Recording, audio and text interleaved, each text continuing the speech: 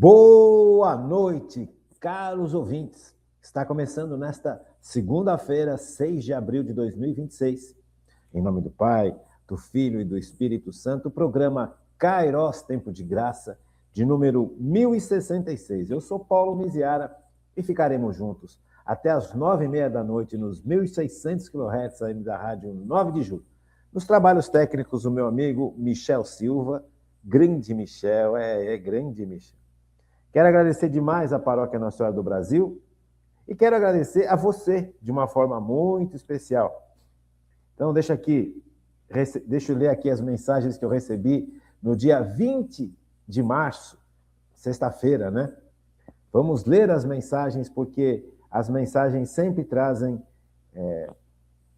uma pergunta, uma questão, um posicionamento, uma gratidão, sabe? A gente, com as perguntas que vocês fazem, com as manifestações que vocês fazem, a gente consegue trabalhar as dúvidas, a gente consegue entender o quanto vocês estão compreendendo o programa. Então é importante que vocês participem, viu, gente?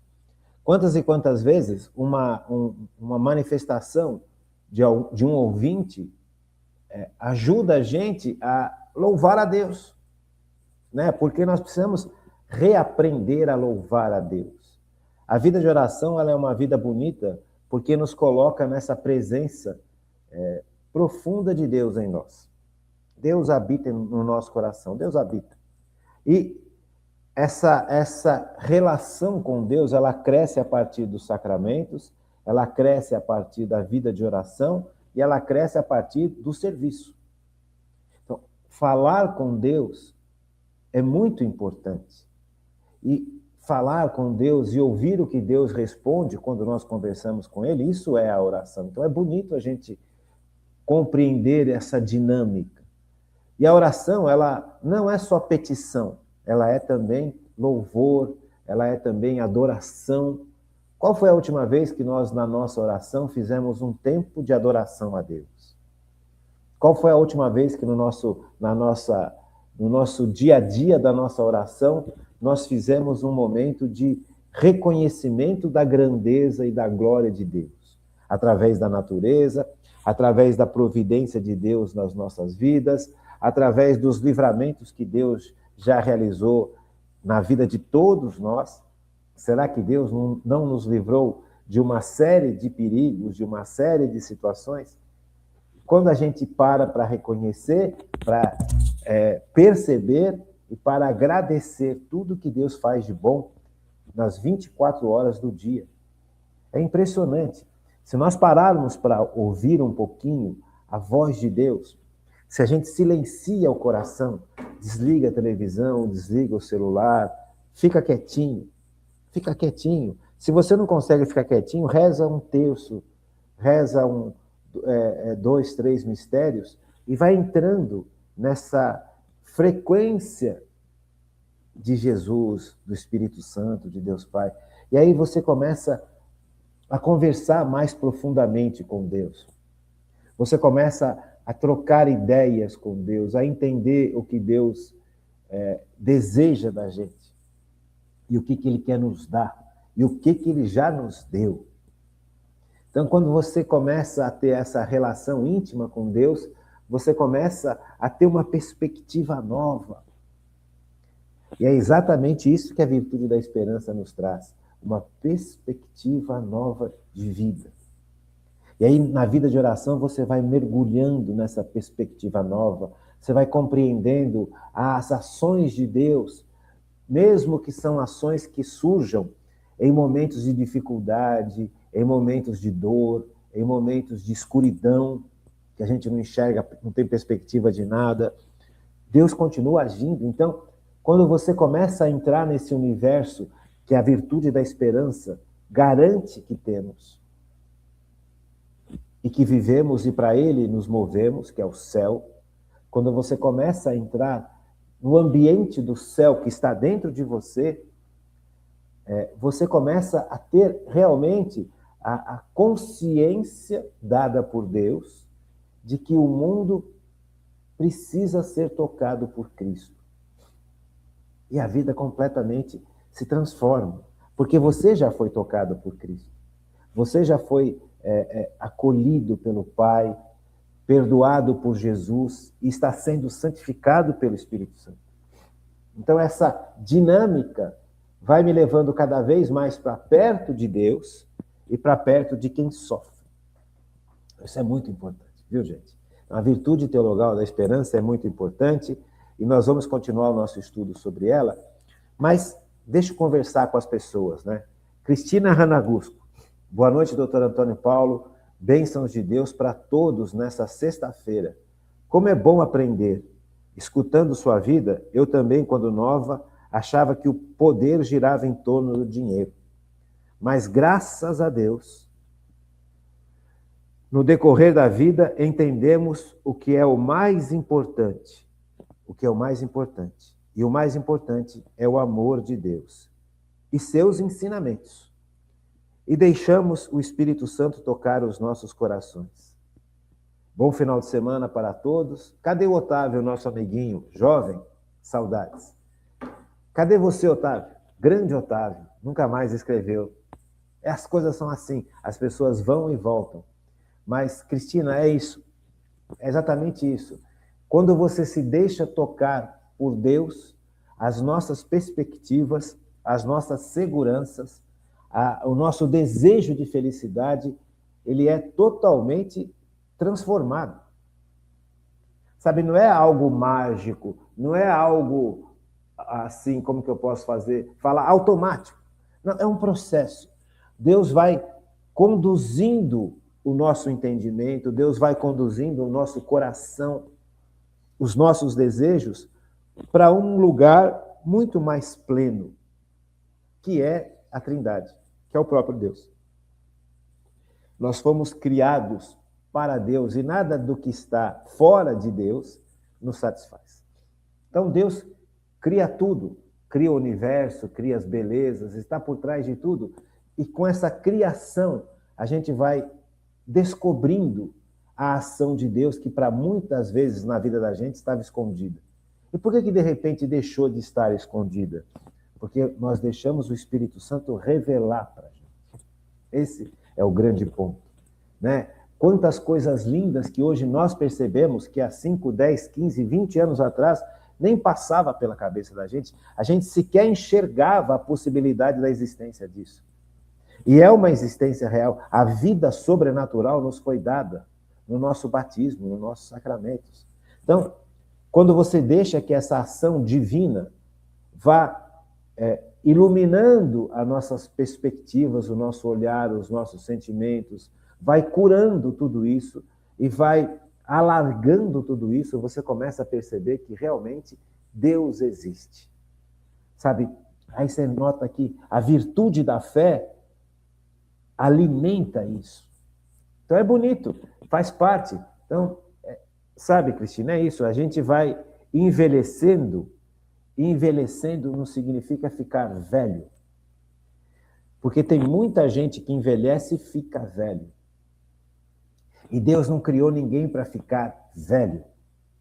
Eis que faço nova todas as coisas. O corpo pode ir... não gosto dessa palavra. O corpo pode ir sendo fragilizado, mas a nossa alma vai sendo cada vez mais purificada, vai sendo cada vez mais elevada. E um dia, quando a alma se separar do corpo, né? Porque o nosso corpo é corpo e alma, uma alma espiritual. Quando houver essa separação, porque a morte chega, a alma, espero que já esteja de tal forma iluminada pelo Espírito Santo que nós possamos ficar na presença de Deus. Não ter que passar por um tempo de purgatório. Mas se tivermos que passar por um tempo de purgatório, glória a Deus, porque já fomos salvos. A salvação de Jesus já aconteceu na vida da gente. Então é bonito essa perspectiva. E um dia o corpo, por Cristo, vai ressuscitar. E vai ressuscitar sem marcas, sem essas marcas de dor, de tristeza, de falência, de velhice. Você compreende? Então, a nossa esperança, ela nos traz para uma realidade infinitamente mais brilhante do que a que a gente vive hoje. Não é porque a gente vai fugir das nossas responsabilidades na vida de hoje. Não, a gente tem que colocar a nossa âncora nessa esperança futura, que teremos uma vida completamente transformada. Já está sendo transformada. Então, isso tudo o Espírito Santo vai mostrando para a gente, vai trabalhando na vida da gente, né? E a gente vai tocando. Zé Roosevelt Marcos, boa noite, doutor Antônio Miziara, paz e bem. Muito obrigado, Zé. Ricardo Carvalho, boa noite, paz e bem. Um abraço, Ricardo. Marlene dos Reis, boa noite, gratidão sempre. Obrigado, Marlene. Angelina Lima, boa noite, doutor Paulo. Um final de semana bem abençoado, muito abençoado. Isso foram mensagens que chegaram no dia 20/3. Eu estou lendo agora no dia 6 de abril, tá bom? Então, não confunda, não se sinta confundido. Os comentários do dia 23/3. Vamos ler aqui, ó. Vamos ler. Carcará, ó o grande Carcará aqui. A esperança não decepciona. São Paulo Apóstolo.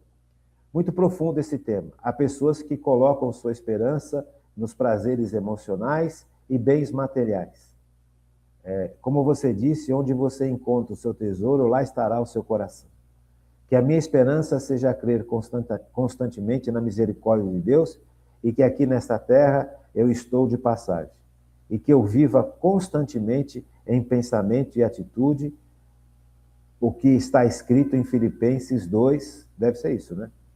Filipenses 2:12. Então, é isso, viu, Carcará? A esperança, ela nos eleva para uma realidade. Ela nos garante que essa realidade que Cristo conquistou por nós, com a sua cruz e com a sua ressurreição, vai ser estabelecida na vida da gente na medida em que eu permito que Cristo faça essa obra. Aqui é o ponto, né? Na medida em que eu permita que Cristo faça essa obra em mim. Então, quando a gente ouve, por exemplo, os nossos irmãos protestantes falando, olha, basta acreditar, basta falar que eu aceito a salvação de Jesus. Esse é o primeiro passo. E esse primeiro passo, ele é grandioso, porque foi o Espírito Santo que me revelou que só Jesus pode me salvar. Mas essa salvação de Jesus, ela acontece no meu dia a dia, porque dentro de mim, dentro do meu sistema humano, há uma série de coisas que precisam ser purificadas, transformadas e refeitas. Então, este processo de santificação, ele vai acontecendo na medida em que eu deixo Jesus agir de forma cada vez mais plena. E como é que eu faço para deixar Jesus agir de cada vez mais pleno na minha vida, para me transformar? Sacramentos da igreja. É isso que as pessoas que estão fora da igreja não conseguem entender, porque acham que a salvação é um processo assim de basta o meu racional, aceitei, ponto. A gente aceita, e esse aceitar Jesus, ele tem que ser traduzido em atos, em obras, em vida. Não basta eu aceitar Jesus e viver no pecado, e não querer sair do pecado. Então, Jesus me acolhe como eu estou, como eu sou. Se eu estou cheio de pecado, Jesus me acolhe porque ele me ama. Mas ele não quer que o pecado continue dominando a minha existência, porque o pecado quer me matar, quer me destruir. E ao destruir a mim, vai destruir todo mundo ao meu redor. Então Jesus quer nos livrar disso. Agora, se eu não deixo Jesus me livrar dos meus pecados e do apego que eu tenho aos meus pecados e das raízes profundas que os pecados já estabeleceram dentro de mim, veja, como é que eu posso falar que eu estou salvo por Jesus? É um processo diário, gente. Não é só um primeiro passo. O primeiro passo é importantíssimo. Milhões de pessoas não aceitam Jesus como seu Salvador. Aqui eu não estou diminuindo o fato de nós aceitarmos Jesus como nosso Salvador, mas o processo de salvação que Jesus realiza dentro de nós é um processo que dura uma vida. Por isso que nós estamos de passagem, porque Deus está nos purificando, nos preparando para que Ele, Jesus, possa nos colocar dentro da Trindade. O céu é a Trindade. Nós já fomos colocados na Trindade quando fomos batizados. Passamos a fazer parte do corpo de Cristo. Você compreende? É uma realidade nova que a fé me revela. Eu sou corpo de Cristo porque eu fui batizado na igreja, porque eu fui enxertado no corpo de Cristo. Isso que o batismo faz na minha vida, entre tantas outras coisas. Ele me torna filho de Deus como Cristo é filho de Deus, porque eu já estou enxertado em Cristo. Veja, eu já estou, de alguma forma, vivendo no céu. Só que este céu, que é a Trindade Santa, vai ficar completamente aberto a mim quando eu estiver mergulhado por Cristo na eternidade. Então, para chegar lá, não pode ter trevas. Como é que eu vou ser mergulhado na luz se eu estou cheio de trevas? Então, este processo de purificação e de transformação vai acontecendo aqui. Na medida em que eu vivo os sacramentos, na medida em que eu vivo uma vida movido pela virtude da esperança, não pelas coisas do mundo. Já falei tantas vezes isso para vocês. Veja, você descobrir o seu potencial humano neste mundo é importantíssimo. É um fator de crescimento. Então, o jovem, ele precisa descobrir humanamente que ele tem potencial para viver nesse mundo, para agir nesse mundo e para transformar esse mundo. Você percebe? Então, isso faz parte do reino de Deus. Então, a esperança humana, ela tem o seu papel. Sabe, quando um jovem deseja casar, uma jovem deseja casar, sabe, são sentimentos importantes. Quando um jovem deseja ter uma boa profissão e exercer essa profissão para o bem comum e para a glória de Deus, veja, como é que traz essa mudança? Porque muitas vezes nós queremos exercer uma profissão para sair da pobreza, para ficar rico, para compensar danos, para compensar tristezas, para ter garantias humanas. Sabe, essas coisas precisam ser purificadas, mas o desejo de ter uma boa profissão, ele é digno, é legal. Agora, a boa profissão eu preciso exercer para o bem dos outros e para a glória de Deus. Por que é para a glória de Deus? Porque quando eu exerço muito bem uma profissão, eu só consigo fazer isso porque Deus está agindo em mim, porque Deus está me curando, porque Deus está me dando os dons, me dando fortaleza, me dando paciência, me dando conhecimento, sabedoria, ciência. Você percebe? Então, na medida em que eu vou melhorando cada vez mais os meus atos humanos, eu estou dando glórias a Deus, porque a criatura de Deus, que hoje é filho e filha, porque foi batizado, está refletindo no mundo a beleza para a qual ela foi criada. Sabe, nós precisamos saber colocar as coisas nos seus devidos lugares. Tem muita gente que, quando aprende as coisas da religião, abre mão do mundo. Abre mão das realizações humanas que são necessárias. Mas, gente, isso é fuga. Porque justamente é no mundo que eu vou deixar crescer todo o potencial humano e sobrenatural que Deus me dá. Se eu consigo, por exemplo, na minha profissão, como dentista, servir o próximo, para restaurar a boca de uma pessoa, para que essa pessoa possa voltar a comer, voltar a sorrir, voltar a falar de forma adequada, voltar a mastigar de forma adequada. Veja, eu estou trabalhando em algo que Deus criou. E eu estou trabalhando para o bem das pessoas. E na medida em que eu faço bem esse trabalho, Deus está sendo glorificado, porque a pessoa passou a ter de novo coisas que Deus tinha dado para ela e ela perdeu. Sabe, então, Deus me deu a capacidade, Deus me deu a formação, Deus me deu a inteligência, Deus me deu a base para eu poder ter condição de estudar. Veja, é tudo obra de Deus, e na medida que eu vivo isso bem, eu estou trazendo para o mundo, de alguma forma, a ação de Deus. O mundo começa a perceber que, olha, esse rapaz, ele não tem esse potencial todo, ele não é capaz disso tudo. E como que ele está conseguindo fazer isso tudo? Não é assim?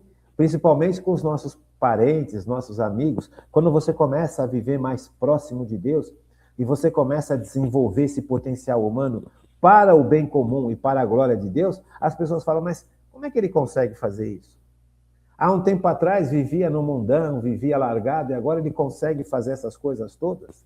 De alguma forma, as pessoas começam a perceber que algo diferente está acontecendo na minha vida. Então, por isso que é bonito. Então, não vale a pena fugir daquilo que Deus manda a gente realizar no mundo. Dá para entender? É importante essa perspectiva, viu, gente? Então, nós estamos vendo que essa mudança que Deus realiza na vida da gente, ela vai acontecendo na medida em que eu também vou me decepcionando com as coisas que me davam segurança antigamente. Aquela segurança humana, aquela segurança que eu buscava ter, a necessidade de ser feliz, que faz parte da nossa realidade humana, nós achávamos que poderíamos garantir essa felicidade só com os recursos humanos. E aí você percebe que não é o suficiente. Mas como é que você percebe que não é suficiente? Justamente porque você passa por grandes provações. Você tinha uma quantidade legal de dinheiro aplicado. E esse dinheiro ia servir para você no futuro, para ajudar seus filhos. Maravilhoso. Só que, de repente, você perde o dinheiro. E aí? Como é que fica? Então, você viveu para juntar aquele dinheiro para garantir o futuro. Mas, veja, não faz sentido só para garantir o futuro. Porque você não sabe o que vai acontecer com o dinheiro e você não sabe o que vai acontecer com você no futuro. Só que a gente vive, é por isso que é necessário que Jesus santifique a gente. Porque não é só uma questão de pecados que cometemos. É uma questão de perspectiva de vida que precisa ser transformada.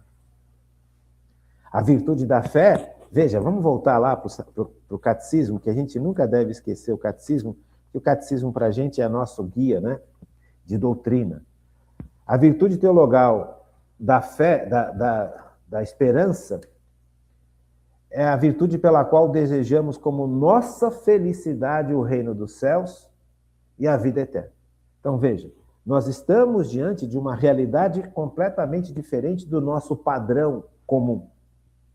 Essa transformação de mentalidade, onde, por exemplo, eu buscava a minha felicidade nas coisas do mundo e agora eu busco a minha felicidade nas coisas de Deus, como é que isso acontece? Isso acontece por ação do Espírito Santo dentro de nós. É o Espírito Santo quem vai transformar a minha perspectiva. Antigamente eu buscava a segurança só em mim ou só naquilo que eu tinha capacidade de realizar. Hoje eu começo a perceber que eu não tenho essa força toda. Por quê? Porque a saúde já vai fraquejando, o corpo já vai sentindo, a idade vai chegando. Você entende? Então, existe aqui um processo de decepção. Só que a decepção pode levar você para a ironia, pode levar você para a tristeza, pode levar você para tantos caminhos, para o cinismo. A decepção, ela tem que ser vivida em Cristo, porque Cristo vai dirigindo a minha perspectiva para o lado correto. Deus permite que eu passe por provações justamente porque o Espírito Santo quer mudar algo que está dentro de mim. Não só curar os meus pecados, não só salvar os meus pecados, não só livrar-me dos pecados, mas Ele também quer que eu pense de forma diferente. Que eu olhe para as coisas de forma diferente. Então, é um processo grande que o Espírito Santo está realizando dentro de nós. E aos poucos, quando nós realmente passamos pelas provações e percebemos que tudo aquilo que nos dava segurança, hoje não tem mais como me dar segurança. Meu pai, que eu tanto amava e que tanto me protegia e me amparava, morreu. Assim, talvez como seu pai, como a sua mãe, como seus irmãos mais velhos, como as pessoas mais velhas da sua família, como o seu dinheiro que acaba, como a perspectiva política que eu tinha em relação a um determinado grupo, e de repente esse grupo entra no poder e se torna um desastre, que é o que a gente vê hoje no mundo inteiro, gente. Então nós percebemos que o ser humano não tem forças como ele acha que tem. Você pega, por exemplo, filosofias gregas antigas, muito antigas, achavam que o ser humano era capaz de ter forças para tudo. Veja, inclusive, até na filosofia, a filosofia estava equivocada. O ser humano tem limite para suas forças, tem limite para suas capacidades, só que Deus não tem limites. Deus pode tudo.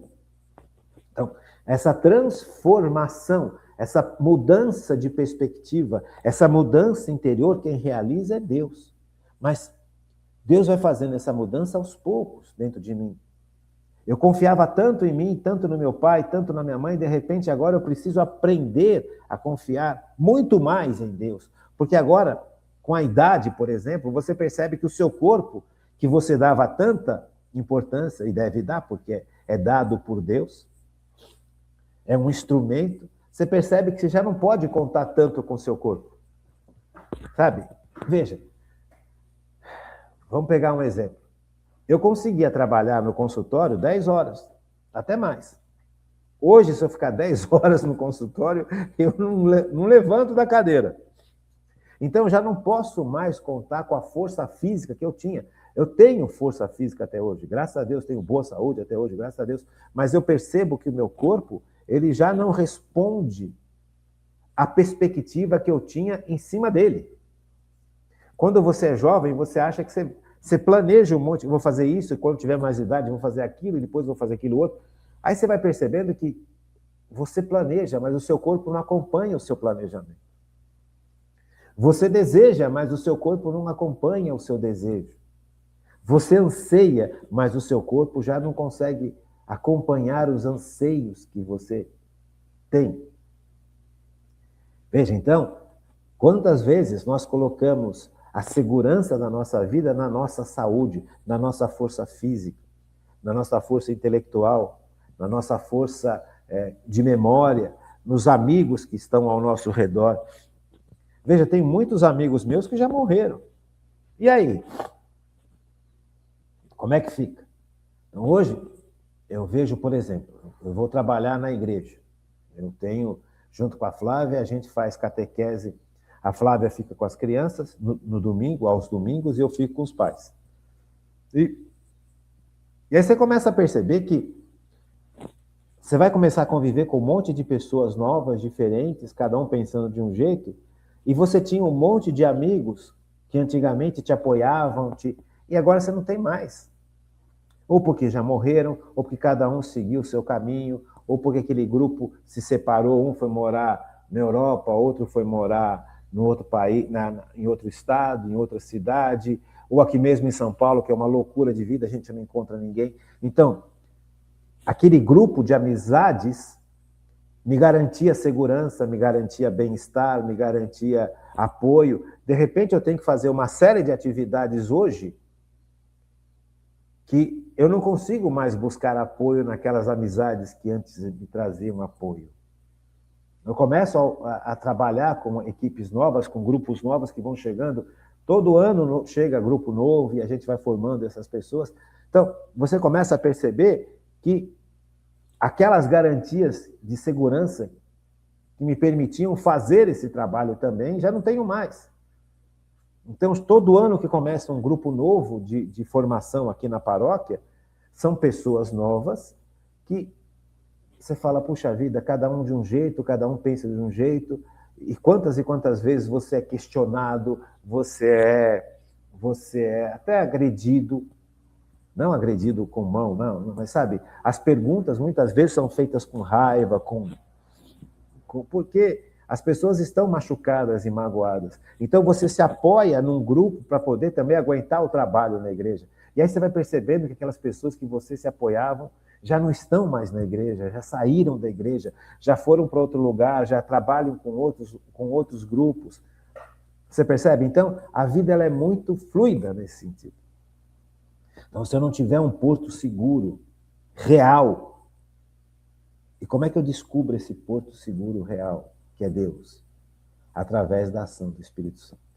Então, muito importante esse contexto, muito importante essa perspectiva, e muito importante essa essa noção que a gente vai tendo, né? E aí o Espírito Santo ele vai agindo em mim e vai me mostrando, por exemplo, que eu posso confiar em Deus, que Deus ele é realmente tudo isso que eu preciso, inclusive para o meu trabalho pessoal, meu trabalho profissional, meu trabalho na igreja. Você entende? Antes eu colocava muito mais confiança e apoio nos outros, o que não é certo, porque os outros não conseguem dar esse apoio que a gente tanto necessita, mesmo que eles queiram. Aí você vai aprendendo a confiar em Deus, tanto pelas decepções, quanto pela ação que o Espírito Santo realiza de forma profunda dentro de mim. O Espírito Santo vai revelando que em Deus eu posso confiar. Por melhor que sejam os meus amigos, sabe? Como que eu vou conseguir, num momento de dor, falar com um amigo meu, que eu sei que me apoia, que me ajuda, só que esse cara ou essa amiga está lá no outro lado do Atlântico. Você compreende? Eu tenho grandes amigos, não são muitos, mas eu tenho grandes amigos.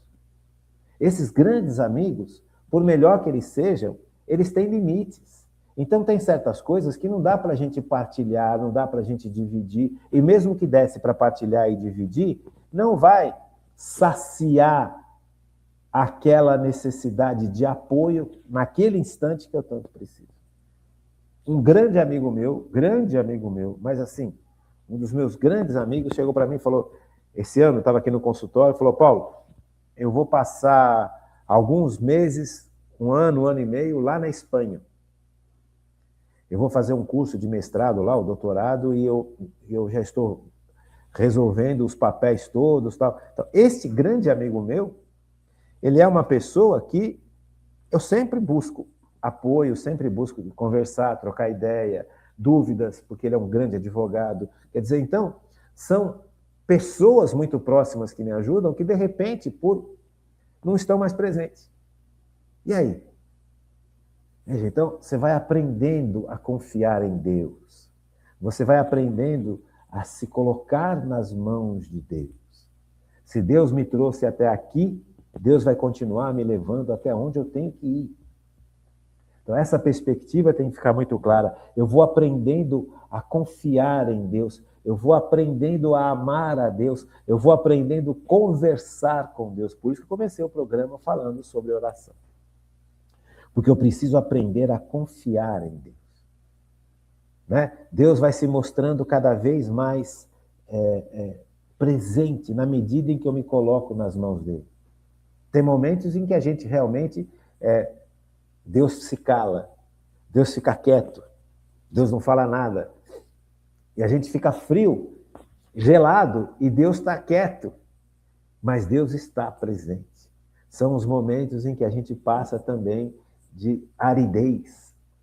Mas isso não significa que Deus esteja longe de nós, muito pelo contrário.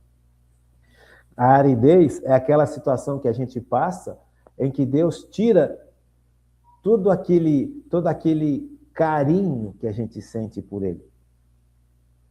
Porque o dom da piedade me faz sentir filho de Deus.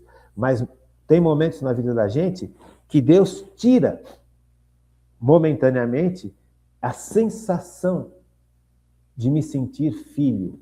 Eu continuo filho. Deus continua meu pai. Deus continua perfeito. Deus continua onipotente. Deus não muda.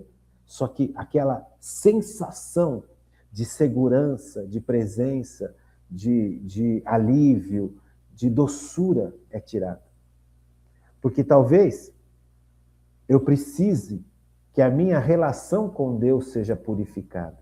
Por quê? Porque talvez eu me relacione com Deus não porque Deus é Deus. Talvez eu me relacione com Deus porque Deus me dá coisas. Me dá segurança, me dá sentimentos, me dá doçuras interiores, me dá alentos. E quando Deus tira isso tudo? Eu me afasto de Deus? Então, a minha relação com Deus é uma relação de interesse? É barganha? É interesse? Essa não deve ser a nossa relação com Deus. Eu devo amar a Deus sobre todas as coisas, não porque eu recebo tudo de Deus, Porque Deus merece ser amado sobre todas as coisas. Ele vai purificando a minha intenção, as minhas intenções. Veja, então, a virtude da esperança, ela me garante essa realidade, assim como a virtude da fé, assim como a virtude do amor. Quando nós estivermos estudando a virtude da caridade, que é uma capacidade sobrenatural que Deus nos dá, amar como Deus amou, como Cristo amou, só pela virtude da caridade. Porque nós não temos humanamente essa capacidade. Essa capacidade de amar como Cristo amou e morreu numa cruz por nós, é só dada por Deus. Nós não temos isso. O nosso amor humano, ele é real, mas ele é pequenininho, e ele é cheio de altos e baixos, e ele está intimamente ligado a esse sentido de troca, de barganha. Se eu dou amor para você, eu espero receber amor de você. Veja, então, esse sentido de amor precisa ser purificado. Amar a Deus sobre todas as coisas, por mérito de Deus. Porque Deus merece ser amado acima de tudo, porque Ele me criou, Ele me colocou no mundo e Ele sustenta a mim e o mundo. Então Ele merece, por justiça, ser amado. Não porque eu recebo uma série de dons e capacidades dele. Veja, até o fato de amar a Deus precisa ser purificado.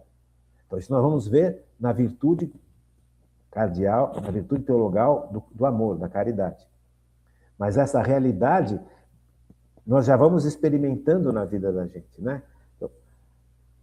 A virtude da esperança, quando a gente passa por esses tempos de aridez espiritual, me garante que Deus continua me amando. Me garante que Deus continua trabalhando em mim para me levar para o céu. Você entende? Só que eu não estou mais sentindo. Só que eu não sou obrigado, Deus não é obrigado a me fazer sentir as coisas. Então, a nossa relação com Deus precisa ser curada. Por isso que Deus permite a gente passar por uma série de coisas. Mas eu vou aprendendo a confiar em Deus, eu vou aprendendo a me colocar nas mãos de Deus, e isso é essencial. Tá bom? Vamos fazer um pequeno intervalo e vamos entendendo como o Espírito Santo depois vai nos ajudando a confiar em Deus e amar a Deus sobre todas as coisas, né? Olhar para Cristo. Aprender a se apaixonar por Cristo. Aqui entra a maravilha da virtude, né? Da virtude teologal. Eu vou confiando em Deus, porque Deus vai se revelando para mim, não só como Criador, não só como aquele que sustenta o universo, mas aquele que cuida de mim. Aquele que eu posso confiar. Jesus é fiel.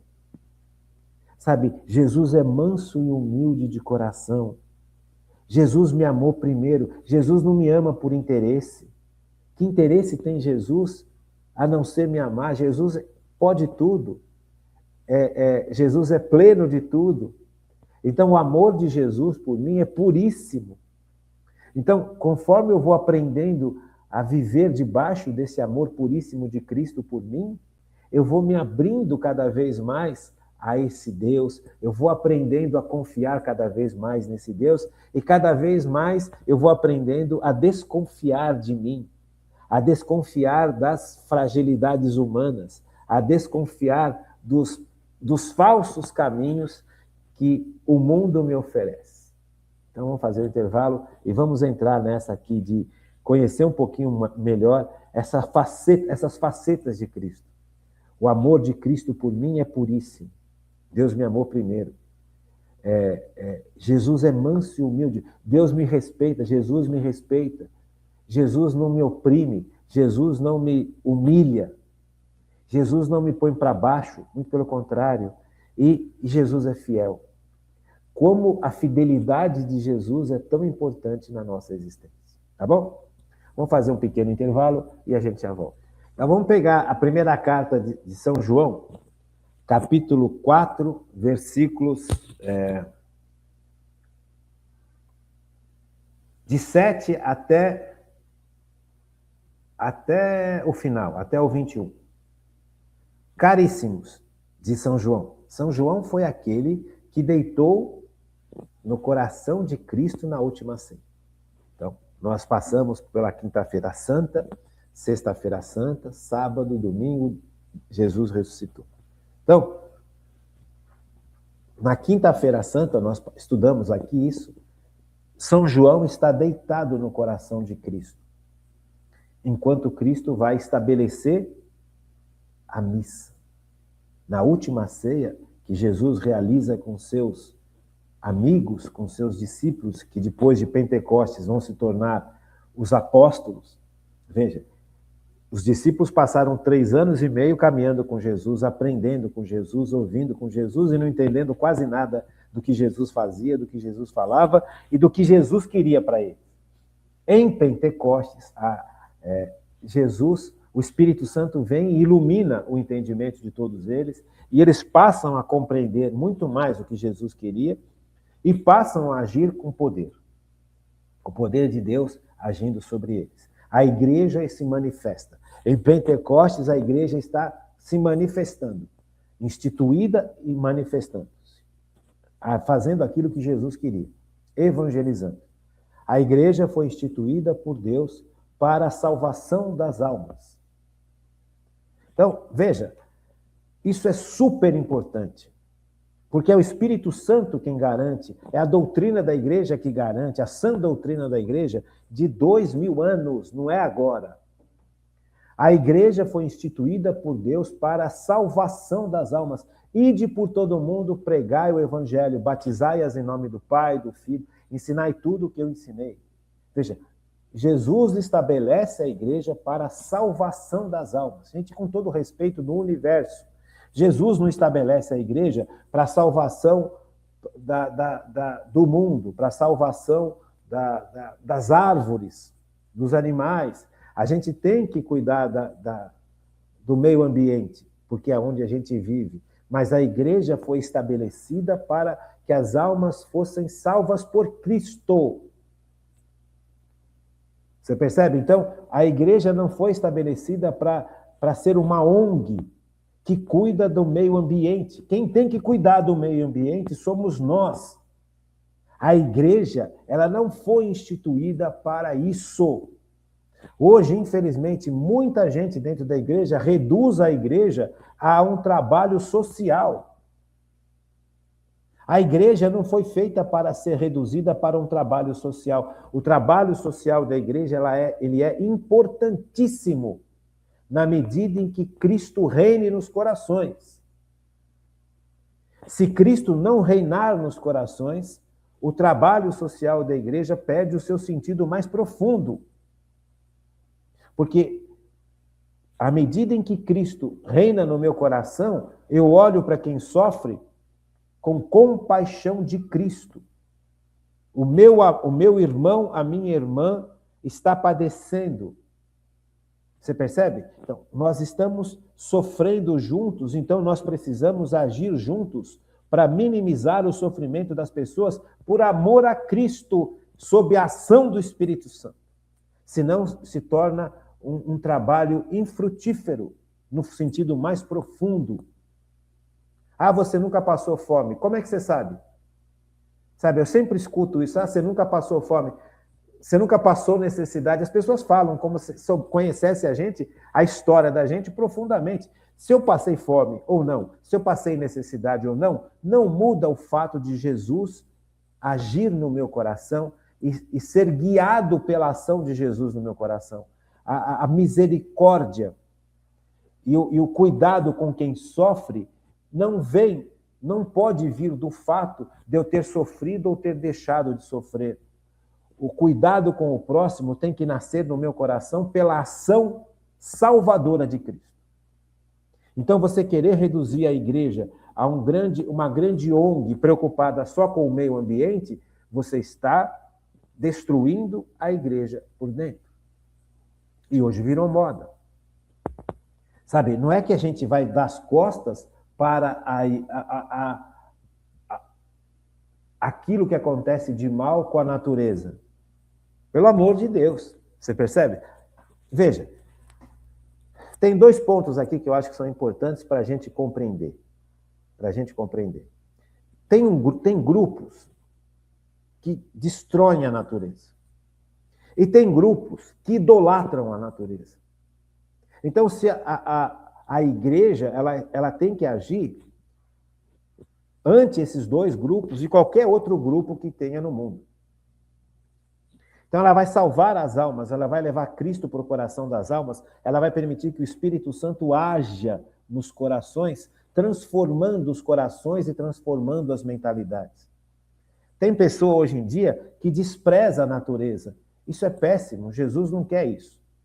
Mas Jesus não veio no mundo para salvar a natureza. Jesus veio no mundo para salvar as pessoas, e as pessoas salvas por Cristo agirão de tal forma que vão preservar, na medida do possível, a natureza. Agora, tem pessoas que adoram a natureza. A Mãe Terra é uma idolatria. A Pachamama é uma idolatria. Sabe, são falsos deuses. A terra não é mãe. Minha mãe chama Maria Regina. E a mãe de Deus e a mãe da igreja chama Virgem Maria. Sabe, a terra não é mãe. Então, quando você começa a cair nessas idolatrias, nós estamos caindo em idolatrias humanas. E o que é pior, por trás de uma idolatria humana tem coisas ruins, como ações demoníacas. Então, Jesus não veio para nos levar para isso. Eu não posso, ao mesmo tempo, eu não fui criado por Deus para destruir o que Deus criou, mas eu também não fui criado por Deus para idolatrar o que Deus criou. Sabe, tudo o que acontece no mundo é criação de Deus. A terra, ela não é mãe, ela foi criada por Deus. As plantas foram criadas por Deus. As rochas foram criadas por Deus. O ar que nos cerca foi criado por Deus. Então, tudo isso nós precisamos compreender de uma forma completamente diferente. Então, tem gente dentro da igreja que não é igreja, que quer reduzir a nossa vida religiosa a uma preservação do meio ambiente. Percebe? Só que Cristo não veio para isso. Cristo veio para salvar as almas. E as almas movidas por esse Cristo, movidas pelo amor que Cristo é e tem, e age, e nos dá, passamos a olhar a natureza de uma forma completamente diferente. Como criação, ela é nossa irmã. Você entende? São Francisco fala muito isso. Meu irmão Sol, minha irmã Lua, minha irmã a Morte, sabe? Então, São Francisco compreende este lado lindo da criação. São Francisco não idolatra a natureza e muito menos coloca a ação de Cristo só sob o lado de preservação de meio ambiente. Então, é importante que a gente tenha essa perspectiva correta das coisas. Então, a igreja ela foi instituída para isso, para que a gente possa amar como Cristo amou. Veja, 1 de João. Caríssimos, amemo-nos uns aos outros, porque o amor vem de Deus. E todo o que ama é nascido de Deus e conhece a Deus. Aquele que não ama não conhece a Deus, porque Deus é amor. Nisto manifestou o amor de Deus para conosco, em nos ter enviado ao mundo o seu Filho único, para que vivamos por ele. Veja, São João está falando isso. São João que estava deitado no peito de Cristo. Caríssimos, amemo-nos uns aos outros, porque o amor vem de Deus. Quando estivermos estudando Virtude da Caridade, nós vamos mergulhar nisso. Versículo 9. Nisto se manifestou o amor de Deus para conosco, em nos ter enviado ao mundo o seu Filho único, para que vivamos por ele. Nisto consiste o amor, não em termos nós amado a Deus, mas em ter-nos ele amado e enviado o Filho para expiar os nossos pecados. Deus nos amou primeiro. Então, esse é o primeiro ponto importante na nossa relação com Deus. Colocar as coisas nos seus devidos lugares. Veja, quando Jesus vem ao mundo, o mundo inteiro, todas as pessoas do mundo eram inimigas de Deus, menos a Virgem Maria, por causa do pecado. A partir do momento em que o pecado entrou no nosso coração, o pecado nos torna inimigos de Deus. Já expliquei isso para vocês muitas vezes. Então, se você não ouviu essa explicação, pelo menos acredite nisso, porque para a gente poder dar andamento à aula de hoje. Então,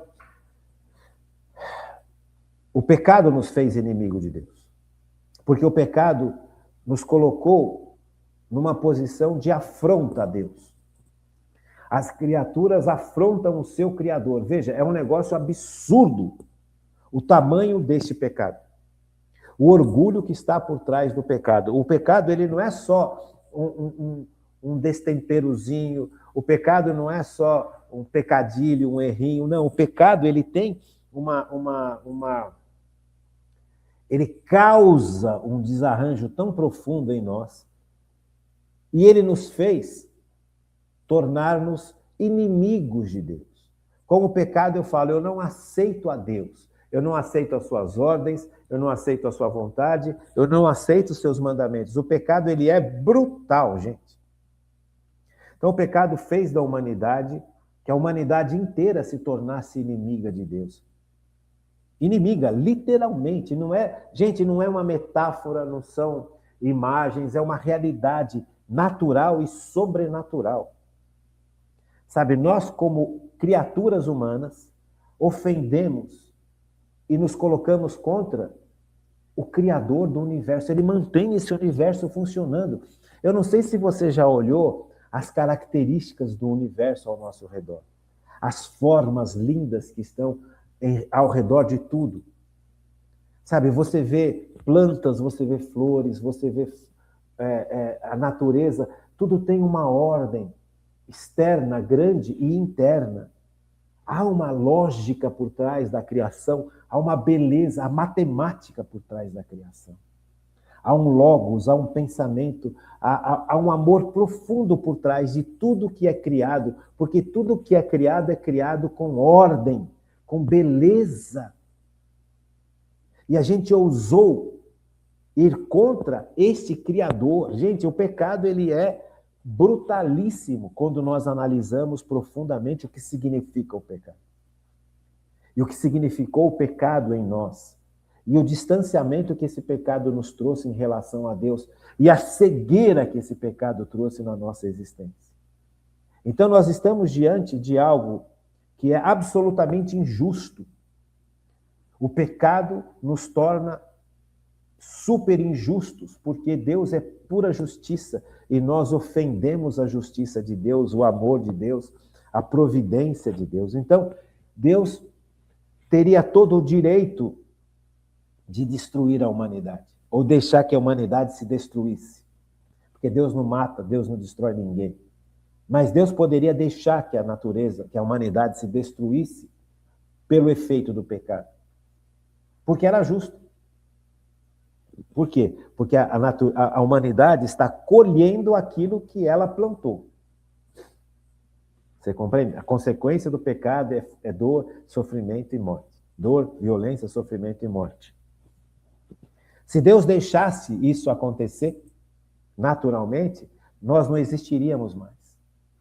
Nós deixaríamos de existir. É isso que o pecado visava. O demônio visava exatamente isso.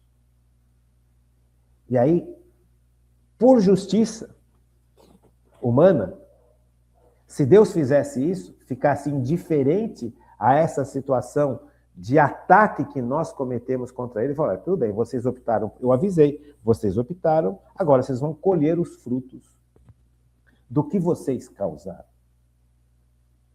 Do que vocês optaram. Vocês optaram pelo pecado. Eu falei para não. Eu dei tudo o que era necessário, eu formei vocês de tal forma, e eu dei tudo para vocês que era necessário, para vocês não entrarem nesse lado da vida. Vocês quiseram entrar, agora colham as consequências. Deus estaria sendo injusto? Não. Porque Deus nos fez livres. Só que Deus também é amor. E é o que São João está falando. Veja, caríssimos, amemo-nos uns aos outros, porque o amor vem de Deus, e tudo que ama é nascido de Deus e conhece a Deus. Então o amor infinito de Deus não poderia ver a humanidade que ele tanto ama ser destruída, por causa do pecado, por causa das decisões erradas que tomamos. E ele se faz homem e recolhe sobre si, Sexta-feira Santa. as consequências dos nossos pecados, os nossos pecados e as nossas vidas. Tudo recaiu sobre ele. Veja, Deus ama tanto, mas tanto, tanto, a você e a mim, que o amor dele não suportou ver a humanidade colher os frutos do que a humanidade quis. Então, Deus nos amou primeiro. E quando ele se faz homem, todos nós éramos inimigos dele por causa do pecado. Sabe? Só que Deus ama. Então, Deus, ao mesmo tempo, é justiça perfeita, amor perfeito, misericórdia perfeita, perdão perfeito, bondade perfeita. Você percebe? Então, os atributos de Deus levam a Deus a agir como Deus age. A sabedoria de Deus é perfeita. A nossa sabedoria humana é tão pequena. Deus vê tudo ao mesmo tempo. A gente vê só um negocinho aqui.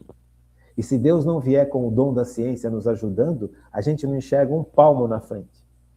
Só que Deus enxerga tudo. Deus sabe o que é melhor, porque Ele sabe o que pode acontecer com cada escolha que nós fizermos. Deus consegue enxergar as consequências das nossas escolhas, porque para Deus não tem tempo. Deus vê tudo, porque Deus abrange tudo. Deus está presente em todos os lugares. Deus não está preso ao tempo. Nós estamos presos ao tempo. Deus não. Então ele sabe se aquela escolha que eu estou fazendo, eu quero me casar. Eu vou me casar com aquela moça, porque ela é bonita, porque ela não sei o quê, porque ela é rica, porque ela é famosa. Deus está falando para você, não faça isso. Porque ela não foi feita para você. Ela foi feita por mim para outra pessoa, para o outro homem. A sua esposa, que eu fiz para você, ainda está sendo preparada. E você também está sendo curado para poder receber. Só que você fala o quê? Não, não quero. Eu quero aquela porque eu preciso, quero ser rico porque eu não consigo ser rico, quero ser... Porque você está cheio de frustração. Você entende? Só que Deus não vai descer para falar, não faça. Ele já está te falando. Ele usa a igreja para isso. E você se recusa a ouvir a igreja. Então, Deus sabe que aquele caminho não é o melhor para você. Ah, mas eu optei por esse caminho. Então, Deus vai permitir que você passe pelas consequências dos seus atos. Até um determinado limite. Porque Cristo morreu numa cruz por nós. Se nós fôssemos colher todas as consequências dos nossos atos errados neste mundo, nós não sobreviveríamos. Nós só sobrevivemos, apesar dos nossos erros, porque Cristo morreu numa cruz por nós. Então, isto significa Deus me amou primeiro. Então, o amor de Deus por mim não tem interesses. É real, pleno, infinito. Ele não me ama porque ele espera algo de mim. Porque eu não posso dar nada a Deus. Deus tem tudo. Deus é pleno. Se Deus não fosse pleno, não seria Deus. Então, o que eu posso oferecer para Deus? Por que Deus me ama? Ele me ama porque Ele me criou. Porque Ele quer derramar sobre mim o amor que Ele é e o amor que Ele tem. Para isso que eu existo. Agora, eu sou rebelde, eu não quero. Eu quero viver para o amor que eu acho que eu vou encontrar nesse mundo. Que são falsos, pequenos e frágeis. E aí? Você entende? Só que Deus me deu capacidade de me arrepender. Então, veja, tudo isso é amor de Deus por nós. Então, o amor que Deus tem por nós é puríssimo. O amor que nós temos pelas pessoas não é puro. Por mais que a gente ache que nós somos puros e bons, não somos. Não tem como você humanamente amar sem esperar ser amado. Sabe quantas brigas de casal acontecem porque o marido espera ser profundamente amado pela esposa e faz uma série de coisas visando ser amado, ou seja, visando ter algo em troca, e a esposa não dá esse algo em troca, ou vice-versa. Você entende? Quantos maus relacionamentos começam a acontecer porque eu desejava tanto ser amado, na medida do possível eu dou amor para essa pessoa e essa pessoa não me dá amor de volta. O amor de Deus não é isso. O amor de Deus, ele é perfeitíssimo, ele é puríssimo. Ele me ama porque ele me criou. E ele me criou para ser amado. Você compreende? A gente não consegue entender este amor humanamente falando, mas na medida em que você deixa o seu coração ser transformado pelo amor de Deus, que é a ação do Espírito Santo, eu vou compreendendo esse amor. E eu vou percebendo que só Deus me ama desse jeito.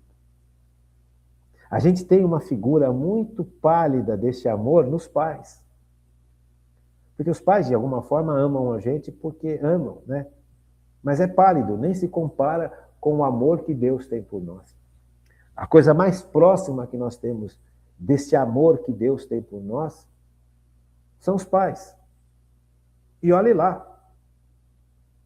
Por que é tão complicado compreender as coisas de Deus? Porque é um universo diferente do nosso. Né? Deus é sobrenatural. Nós não temos como comparar nada com Deus. Como é que a gente compreende as coisas? A gente compreende as coisas comparando. Isso aqui é bom porque isso aqui é mal. Isso aqui é quente porque isso aqui é frio. Você percebe? A gente vai decompondo as coisas com o nosso raciocínio, com os nossos atos. Você pega uma caneta, eu sei que é uma caneta, porque eu vou tirando a tampinha, ó, tiro a tampa, tiro a carga, tiro essa outra tampinha, vou analisando isso aqui. E vou analisando usando parâmetros conhecidos. Eu sei que essa caneta é azul, já descobri que é uma caneta, e já descobri para que serve, porque ela escreve, pinta, porque sai uma tinta dela. Mas eu sei que ela é azul porque tem uma caneta vermelha. Então, a tinta vermelha é diferente da tinta azul. Você percebe? A gente vai compreendendo as coisas por decompor as coisas e por comparar uma coisa a outra. Eu sei que uma coisa é quente porque eu sei que o calor aquece. Então, se um ferro for colocado no fogo, ele vai ficar brasa. Ele vai ter uma forma diferente, um aspecto diferente, e ele vai ter uma energia cinética diferente.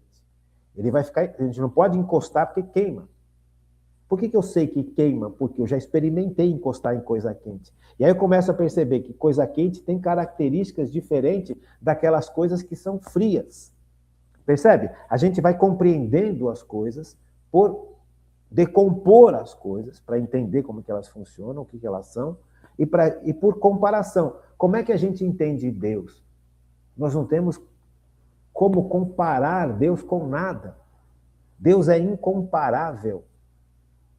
A gente só consegue compreender algo de Deus porque Deus derrama sobre nós uma capacidade sobrenatural chamada virtude da fé. E pela virtude da fé eu começo a compreender coisas, realidades de Deus que eu nunca compreenderia só racionalmente. Entende? Então é por isso que eu preciso entrar nesse universo, deixar que Deus revele para mim o que Ele quer revelar sobre Ele, porque Ele já revelou sobre si para a igreja. Nós já sabemos quem é Deus, quem é Jesus, quem é o Pai, quem é o Espírito Santo, mas nós sabemos aquilo que Deus revelou para a igreja, quem é o Pai, quem é o Filho, quem é o Espírito Santo. Mas isso não significa que a gente saiba perfeitamente quem é Deus. Deus é infinito, gente. No céu, nós estaremos mergulhados nesse infinito e nós conheceremos esse infinito cada vez mais, cada vez mais, cada vez mais. E o que a gente vai conhecendo no céu de Deus, comparado ao que o mundo conhece, a partir da revelação que Deus faz sobre si e a partir da virtude da fé, nós vamos ver que é pequeno demais. No fundo, o Frei Nelson fala uma coisa muito interessante. Quando a gente vai estudar as coisas de Deus, o nosso estudo, no máximo, nos leva a falar, isso aqui não é Deus.